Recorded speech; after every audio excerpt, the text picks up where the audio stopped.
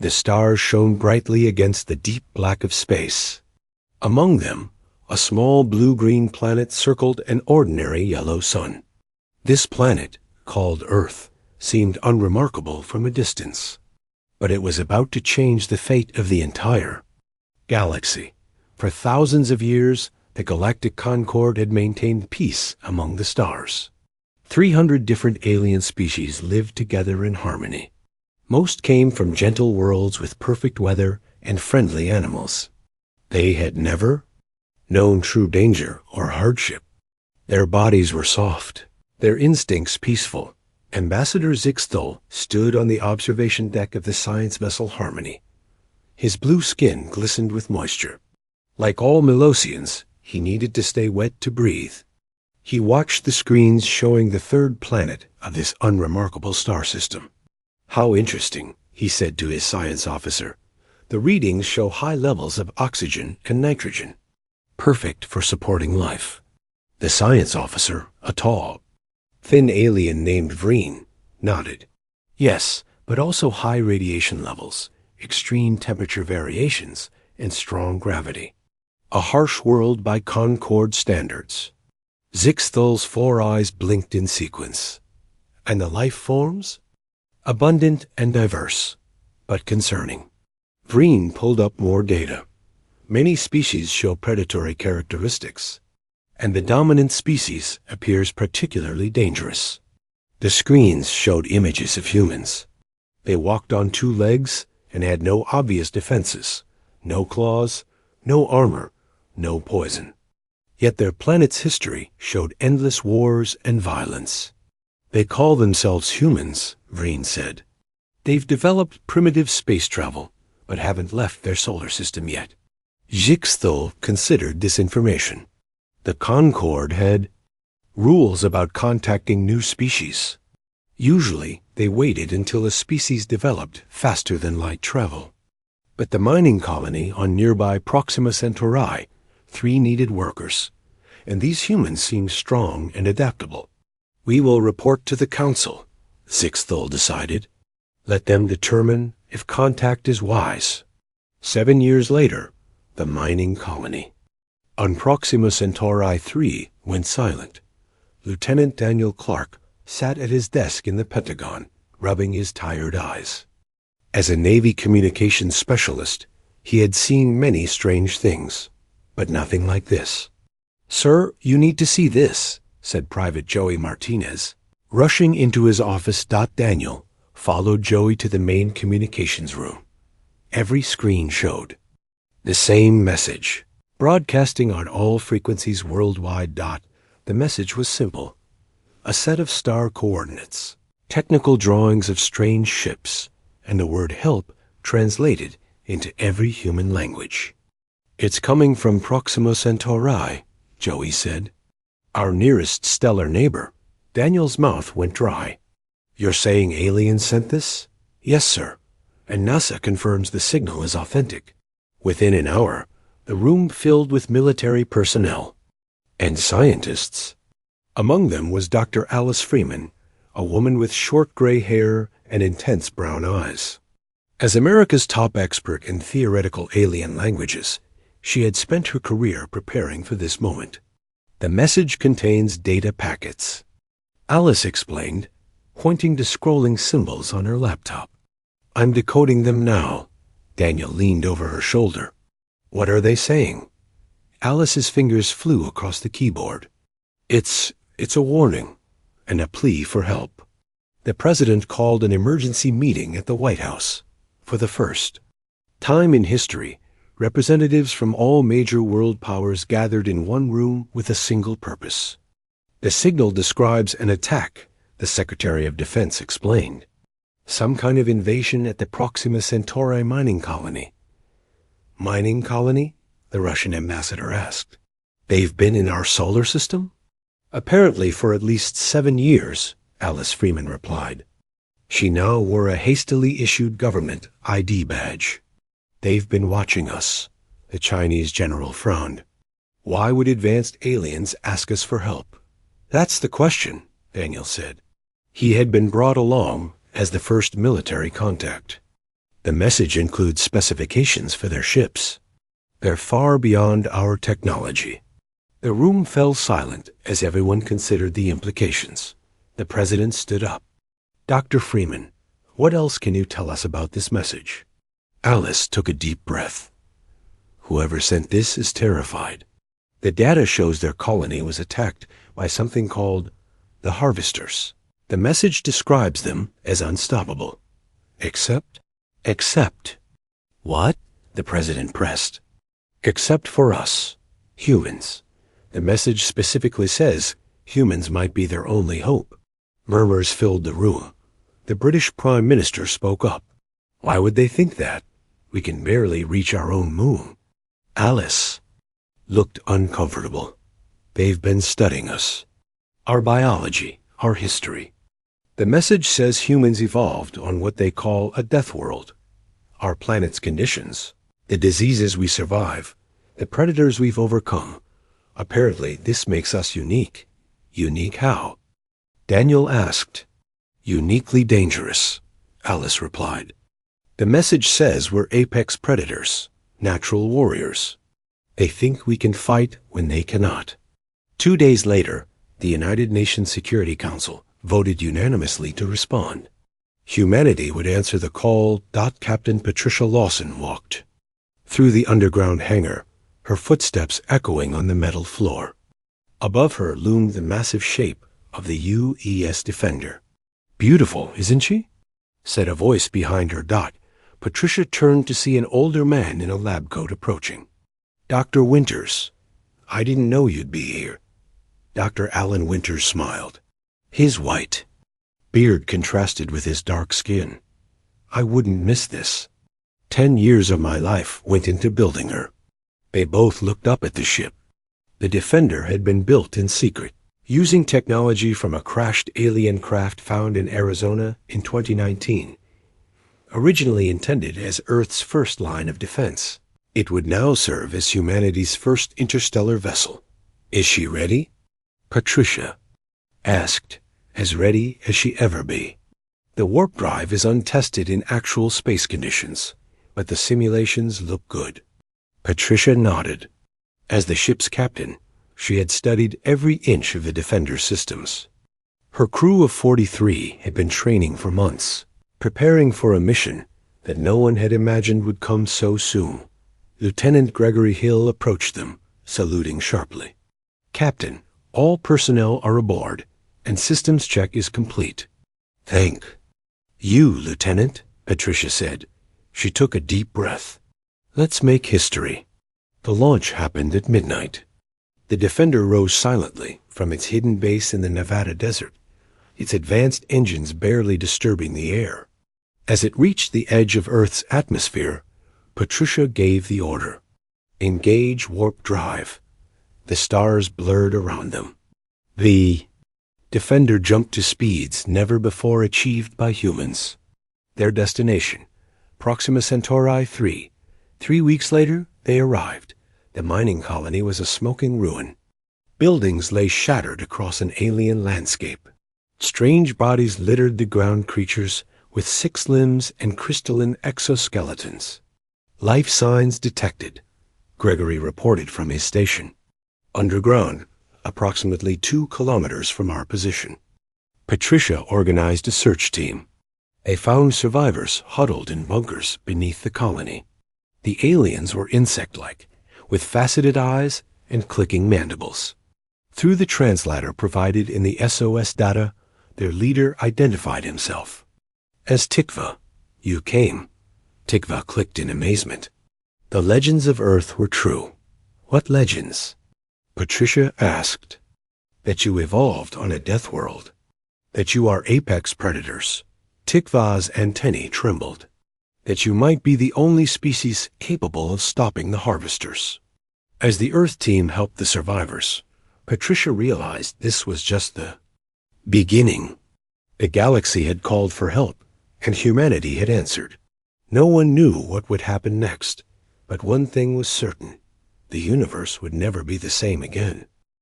Patricia Lawson sat in the makeshift command center, studying the alien data on her tablet. The surviving Proximan miners had given them access to the Galactic Concord database. What she read made her blood run cold. "The Harvesters," she said. To her team gathered around the table.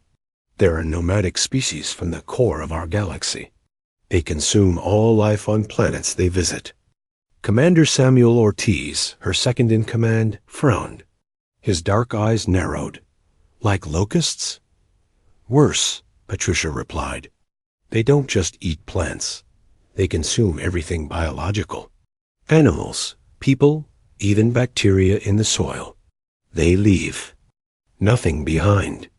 Dr. Alice Freeman pointed to images on the screen. The harvesters looked like tall, thin shadows with too many limbs.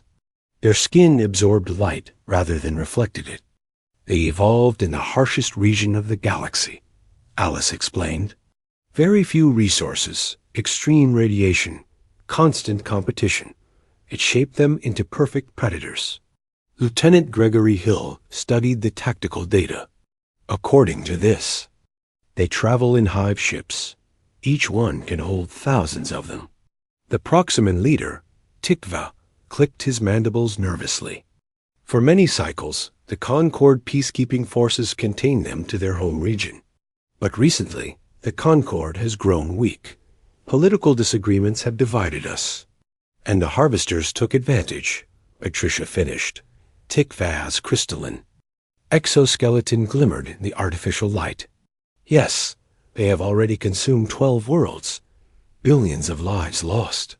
The room fell silent as the humans processed this information. They had come expecting to help a small mining colony. Now they faced a threat to the entire galaxy. "Why us?" Samuel asked finally. "Why call Earth for help?" Tikva moved to a large screen on the wall. "Let me show you how the Concord sees Earth." The screen displayed an analysis of Earth's environment. The humans were shocked by what they saw. "Your world is classified as a Class 12 death world," Tikva explained. "Extreme gravity, high radiation, deadly weather patterns, aggressive predators, countless diseases." "That's just normal Earth," Joey Martinez said with surprise. "Not normal by galactic standards," Tikva replied. "Most Concord species evolved on worlds with stable climates, few predators, and minimal environmental hazards. Their bodies are not built for combat or survival in harsh conditions." The screen changed to show human biological data. "Your species evolved in this dangerous environment," Tikva continued. "You developed incredible adaptations.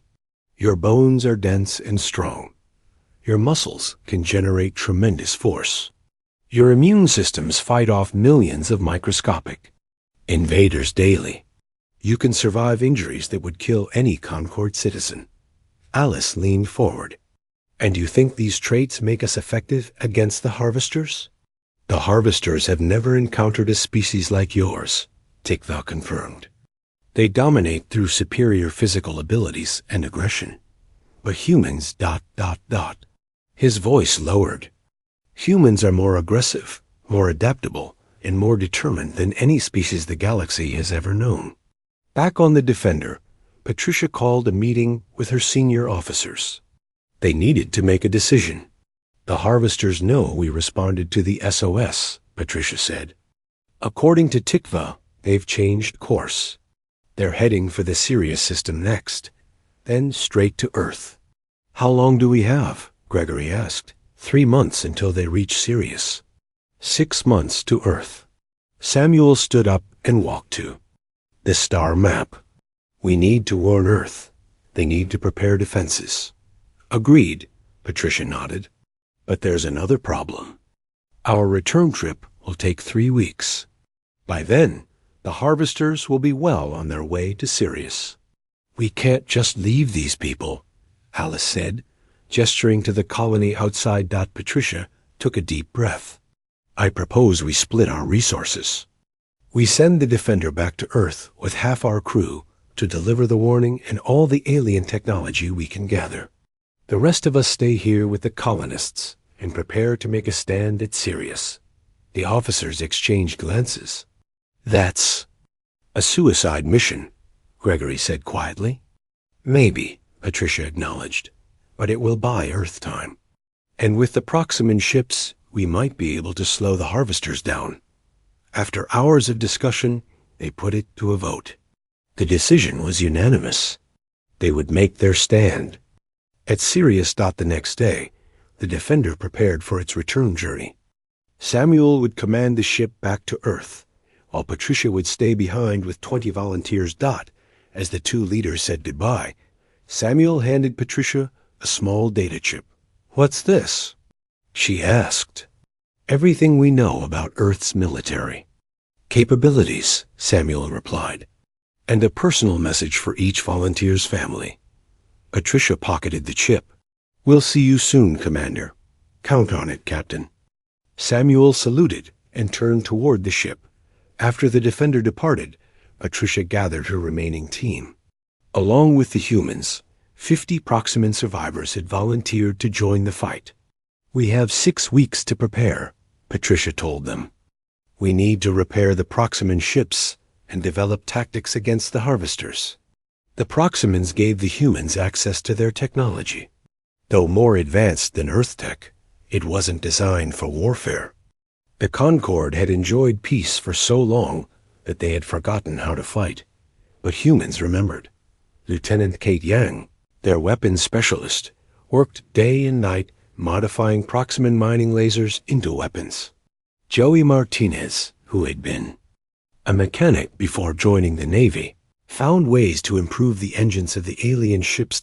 Alice Freeman made another discovery in the Concord database. "The harvesters have a weakness," she announced one evening. "Their home world is in a high radiation zone. To survive in normal space, they need special protective suits." "Can we exploit that?" Patricia asked. "Maybe. Their ships generate radiation. Shields, if we could disrupt those shields." "They would be exposed," Patricia finished. "Good work, Alice." As the weeks passed, the small fleet took shape. 3 Proximan mining vessels, now armed with weapons and stronger shields. The largest ship, which Patricia named the Hope, would serve as their command center. Tikva approached Patricia as she inspected the final preparations. "My people still do not understand." "Understand what?" Patricia asked. "Why you stayed to fight. A battle you cannot win. Why these humans volunteer to die for aliens they just met." Patricia looked out at the stars. "On Earth, we have a saying, the only thing necessary for evil to triumph is for good people to do nothing. We can't do nothing, Tikva. It's not who we are." Tikva's antennae twitched. The Concord never understood humans. They saw your violence and missed your courage. The alarm sounded before Patricia could respond. Gregory rushed toward them, his face pale. "Long-range sensors just picked them up," he reported. "The harvester fleet has changed course. They're bypassing Sirius. They're heading straight for Earth?" Patricia asked, her heart sinking. "No." Gregory swallowed hard. "They're coming here. They'll arrive in 12 hours. Patricia stared at him for a moment, then straightened her shoulders. "Sound general quarters. All personnel to battle stations. Today we make our stand." As the humans and Proximans rushed to their positions, Patricia looked once more at the stars. Earth was out there, still unaware of the danger coming its way. Whatever happened here, she was determined to make sure her home had a fighting chance. Deathworlders were about to show the galaxy what they were made of. The Harvester fleet appeared at the edge of the Proxima Centauri system. 12 massive ships shaped like dark stars, surrounded by hundreds of smaller vessels. Against them stood the Hope and 3 modified mining ships. Patricia Lawson watched. From the command center of the Hope, her hands were steady, but her heart raced. This was not the battle they had planned for. They weren't ready. "Status report," she ordered. Gregory Hill checked his console. "All weapons online. Shields at maximum. The mining ships are in position. Communications open to all vessels, Patricia said. She took a deep breath. This is Captain Lawson. We face overwhelming odds today. The enemy outnumbers us and outguns. U.S., but we have something they don't have. We have the determination to protect our homes, our families, and our new allies. Humans have always fought hardest when backed into a corner. Today, we show the galaxy what that means. Execute pattern. Alpha. The 4 ships moved into formation. The harvesters approached slowly, seemingly confused by the small fleet facing them. They're scanning us, Alice Freeman reported from the science station. I think they're surprised to see humans here. Good, Patricia said. Let's surprise them some more. Lieutenant Yang, target the lead vessel's engine section and fire when ready. Kate Yang, at the weapons station, locked onto the target. Firing now, Captain. Modified mining lasers, now concentrated into powerful beams, shot from the Hope. They hit the lead harvester ship. The alien vessel shuddered, but its shields held. Minimal damage, Kate reported. Their shields are stronger than we estimated. Patricia nodded. All ships, commence attack pattern Beta. The 4 ships broke formation, moving in unpredictable patterns the Proximans had never tried before. The harvester fleet seemed confused by these tactics. They were used to enemies that retreated, in orderly formations, not ones that charged directly at them. They're launching fighter craft, Gregory warned. Small dark ships poured from the harvester vessels. They moved with incredible speed, surrounding the human Proximan fleet. Evasive maneuvers. Patricia ordered. The Hope rocked as enemy fire hit its shields. Warning lights flashed across the bridge. Shields at 70%. A Proximan engineer reported. Patricia studied the tactical display. The harvesters had superior numbers and technology, but their attack patterns were predictable. They hadn't faced a real enemy in centuries. New plan, she announced. Kate, focus all fire on this point. She highlighted a section on the nearest harvester ship. Their shield generators should be located there. Kate adjusted her targeting. Ready, Captain. All ships, concentrate fire on my mark. 3, 2, 1. Fire. All 4 ships fired at once. Their combined beams hit the same spot on the harvester vessel. For a moment, nothing happened. Then a bright explosion flared on the alien ship. Direct hit, Kate exclaimed. Their shields are fluctuating. Keep firing. Patricia ordered. Another volley hit the damaged area. This time, the harvester ship's shields failed completely. Parts of its hull began to break apart. It's working, Gregory said, but the victory was short-lived. The remaining harvester ships changed formation, protecting their vulnerable points. Their return fire intensified. One of the mining ships exploded in a ball of fire. The Hope shook violently as multiple hits landed on its hull. Shields failing, the engineer reported. Hull breach on decks 3 and 4. Joey Martinez's voice came over the comm system. Engine room to bridge. We can't take much more of this, Captain. Patricia gripped her chair as another blast rocked the ship. We need to buy more time for the Defender to reach Earth. Alice looked up from her station. Captain, I have an idea. The radiation shields. If we could get close enough to one of their main ships, we might be able to disrupt its radiation shielding system. We'd need to get right next to it, Patricia said. It would be a suicide mission. I'll do it, Kate Young said quietly. I can take a shuttle. They might not notice a small craft among all the fighting. Patricia looked at her weapons officer. Kate was barely 30, with her whole life ahead of her. But the determined look in her eyes told Patricia she wouldn't be talked out of it. There must be another way, Patricia started. There isn't, Kate insisted. And you know it, Captain. One life to save many. It's what we signed up for. After a moment, Patricia nodded. Prepare a shuttle. Load it with all the explosives we have left." While Kate readied for her mission, the battle continued. The Hope and the two remaining mining vessels fought desperately, drawing the Harvester's attention away from the small shuttle that, launched from the Hope's Bay.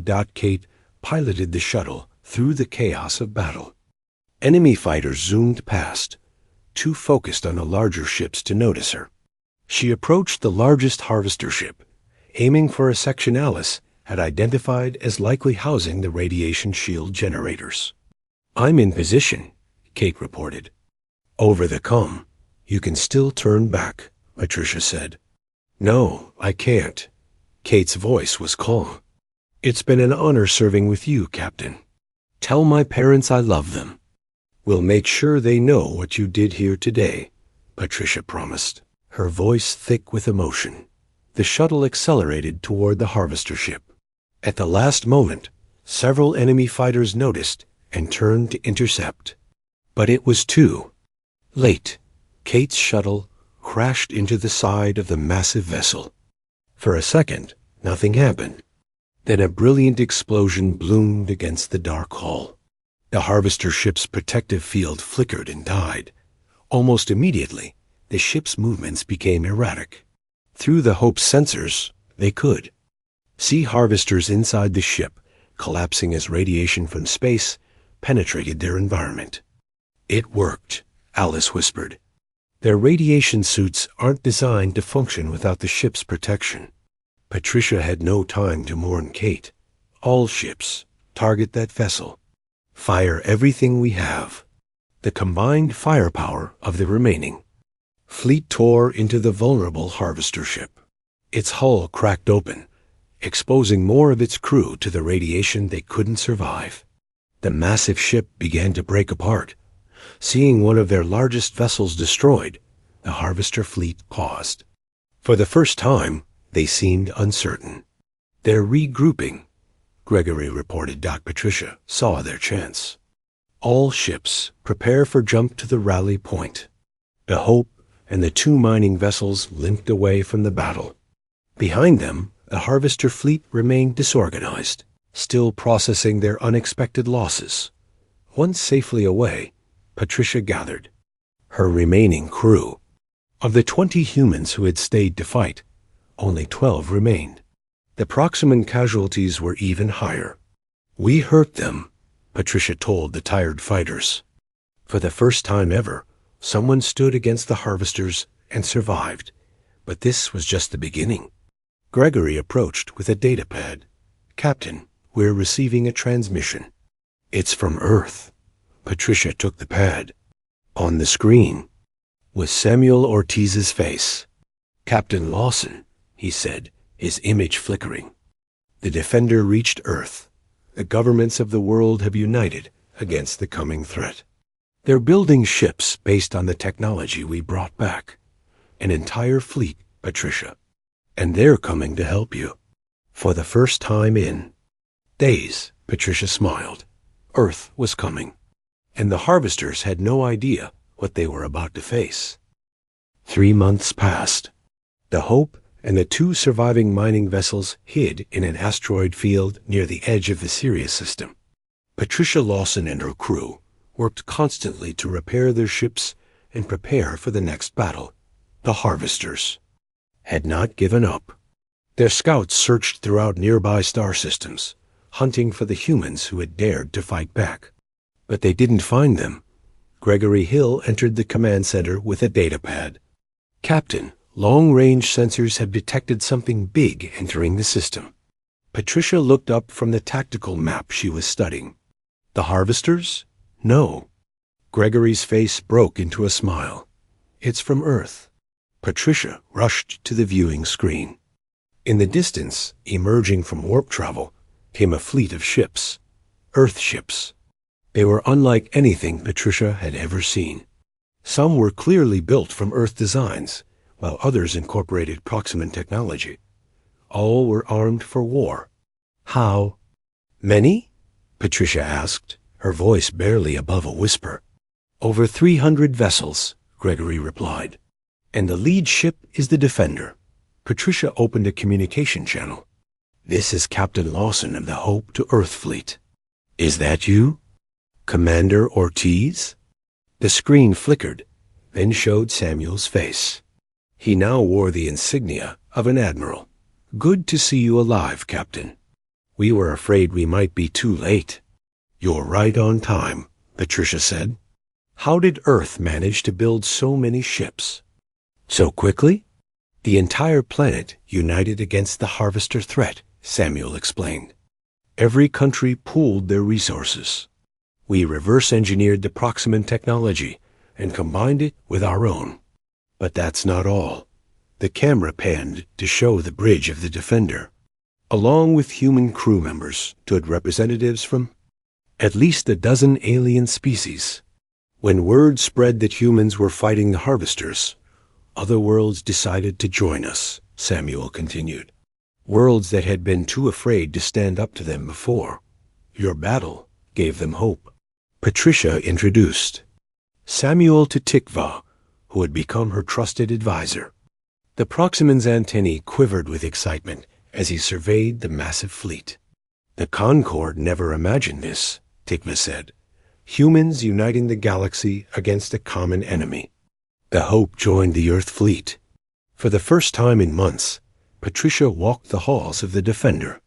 The ship had been upgraded with new weapons and shields, based on Proximan designs. In the main conference room, Earth military leaders gathered with their alien allies to plan their strategy. Admiral Daniel Clark, formerly a lieutenant at the Pentagon, led the meeting. The Harvester fleet has gathered near their home system, Daniel explained, pointing to a star map. Our intelligence suggests they're preparing for a major attack on multiple Concord worlds. They're desperate, Alice Freeman added. She had been studying harvester behavior patterns. Our victory confused them. They've never faced resistance before. Then we take the fight to them, Samuel suggested. Hit them before they can attack anyone else. Patricia studied the map. Their home system is in a high radiation zone. Most Concord ships can't operate there. But Earth ships can, Daniel pointed out. We evolved on a planet with higher radiation levels than most. Our technology is designed to withstand it. A plan began to form. The Earth ships, with specially enhanced radiation shielding, would lead the attack on the Harvester home world. The Allied Concord vessels would provide support and prevent any harvesters from escaping. As the meeting ended, Patricia found herself standing beside a tall alien with silver skin. He introduced himself as Zentik, from a world called Lumina. My people have observed yours for many cycles, Zentik said. We thought you were too violent, too unpredictable to join the galactic community. And now? Patricia asked. Now we understand. Your aggression evolved for a reason. Your world taught you to fight to protect what you love. Zentik bowed slightly. We are honored to fight alongside you. The next day, final preparations began. The fleet would depart for the Harvester homeworld in 24 hours. Patricia walked through the Defender's engineering section, where Joey Martinez was helping install new shield generators. How are the repairs coming? She asked. Joey wiped sweat from his forehead. Almost done, Captain. These new shields are amazing. They can withstand radiation levels 5 times higher than before. Good work, Joey. Patricia paused. Have you had a chance to speak with Kate's parents? Joey's expression grew sad. Yes, ma'am. They're proud of what she did. Her father said he always knew she'd do something important. She saved us all, Patricia said quietly, and we're going to make sure her sacrifice wasn't in vain. That evening, Patricia couldn't sleep. She went to the observation deck to look at the stars. So much had happened since that first SOS message arrived on Earth. Humanity had gone from an isolated species on a single planet to the leaders of a galactic alliance. She heard footsteps and turned to see Gregory approaching. Couldn't sleep either, she asked. He shook his head. I keep thinking about tomorrow. We're about to attack the home world of a species that's terrorized the galaxy for centuries. Scared? Patricia asked. Terrified, Gregory admitted. But also ... ready. All my life, I wanted to make a difference. I never imagined it would be like this. Patricia looked back at the stars. None of us did. But here we are. Do you think we can win? Gregory asked. I think we have to try, Patricia replied. That's what humans do. We stand up when others can't. The next morning, the young combined fleet gathered at the edge of the Sirius system. Over 500 ships from 24 worlds, the largest military force the galaxy had ever seen. Admiral Daniel Clark addressed all vessels from the flagship. Today, we end the harvester threat once and for all. For centuries, they have preyed on peaceful worlds. They believed no one could stand against them. They were wrong. The fleet moved into formation. The Earth vessels, including the Defender and the Hope, took the lead positions. The Allied ships formed protective flanks. All ships ready, Samuel reported. Daniel nodded. Begin jump sequence.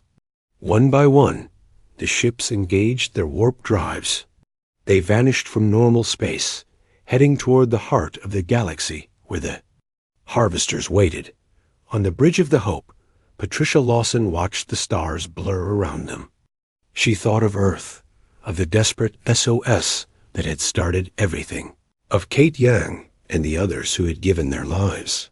The harvesters wanted to find out what humans were capable of, she said softly. They're about to learn. Gregory looked over from his station. What was that, Captain? Patricia straightened in her chair. Nothing, Lieutenant. Prepare for battle.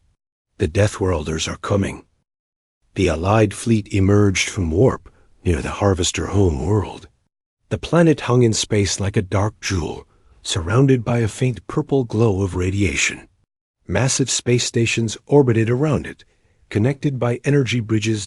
Patricia Lawson stared at the view screen, momentarily stunned by the sight. I never imagined their civilization would be so ... beautiful. Beautiful but deadly, Alice Freeman replied. Those stations are processing centers. They break down all the biological material they harvest from other worlds. The Harvester Defense Fleet moved to intercept them. Hundreds of the dark star-shaped ships formed a protective barrier around their world. Admiral Daniel Clark's voice came through the communication system. All ships, battle formation Delta. Earth vessels will take point. Concord allies, protect our flanks. The fleet moved with practiced precision.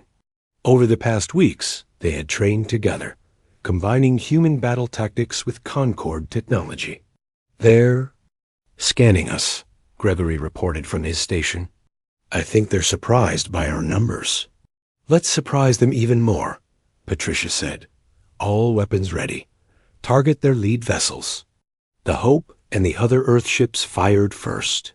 Beams of concentrated energy cut through space, striking the Harvester ships. Several exploded immediately, their shields failing against the enhanced weapons. The Harvesters responded with a massive counterattack. The space between the fleets lit up with energy blasts. Shields holding at 80%, Joey Martinez reported from engineering. The new generators are working. The battle spread across the star system. Earth ships moved aggressively, charging directly at the enemy in ways that confused the Harvesters. The Concord allies followed, supporting, with precision fire and defensive maneuvers. On the Defender's bridge, Samuel Ortiz coordinated the attack. Group 3, push toward the leftmost station.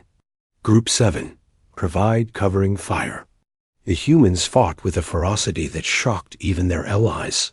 When a Harvester beam disabled an Earth cruiser, 2 more ships moved in to protect it while repairs were made. When enemy fighters swarmed a Concord vessel, human pilots intercepted them, sacrificing their own safety to protect their allies. 4 hours into the battle, the Allied fleet had pushed through the outer defenses. but the cost was high. Dozens of ships had been destroyed or disabled. The Hope had taken heavy damage to its lower decks. "We need to end this soon," Patricia told her bridge crew. "We can't win a war of attrition." Alice studied the sensor readings of the Harvester world. The main control center seems to be that large station at the North Pole. If we could disable it, we'd need to get past those defensive platforms, Gregory pointed out. They're too heavily armed for a direct approach. Patricia thought for a moment. What about underneath? Could we approach from below the orbital plane? Gregory checked the tactical display. There's a gap in their sensor coverage. It might work, but we'd need a small, fast ship. The Hope is neither small nor fast anymore, Patricia said with a grim smile. But we have shuttlecraft.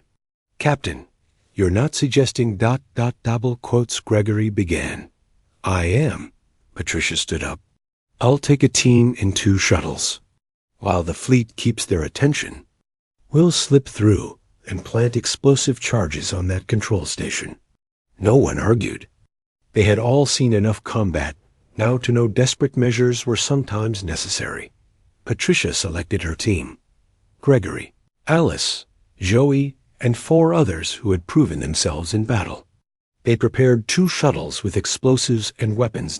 As they worked, a message came from Admiral Clark. Captain Lawson, are you sure about this plan? No, Patricia admitted. But I'm sure we need to try. Daniel nodded on the screen. We'll create a diversion. Good luck, Captain. The shuttles launched during a massive assault by the Earth fleet. While the harvesters focused on the main attack, the small craft slipped.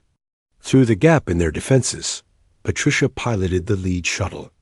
They flew close to the surface of the harvester world, avoiding detection. Above them, the battle raged. Control station is just ahead, Gregory said from the co-pilot's seat. No signs they've spotted us yet. The massive station loomed before them.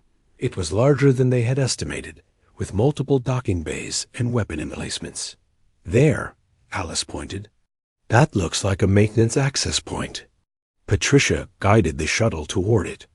The second shuttle, piloted by Joey, followed. Closely, they docked successfully, cutting through the access port with laser tools. The interior of the station was dark, with strange organic-looking technology lining the walls. Radiation levels are high, Alice warned, checking her scanner.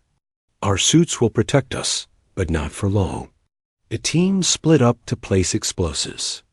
At key points, Patricia, Gregory, and Alice headed for what seemed to be the central power core. They encountered few harvesters. Those they did meet were unprepared for direct combat. The aliens were tall and spindly, with too many limbs and skin that seemed to absorb light. They fell quickly before human weapons. They've never had to defend their home world before, Alice observed. They've always been the invaders, never the invaded. In the central chamber, they found what they were looking for. A massive crystal pulsed with energy, connected to the station systems by glowing conduits. This powers everything, Gregory said. If we destroy it, the whole station will fail. They placed the remaining explosives around the crystal. As they worked, an alarm began to sound. They've discovered us, Patricia said. Time to go. They ran back toward the shuttles, fighting through groups of harvesters that now moved to intercept them. Joey and his team were already at the docking port, holding off aliens with sustained fire. Everyone on board, Patricia ordered. We have 3 minutes before detonation.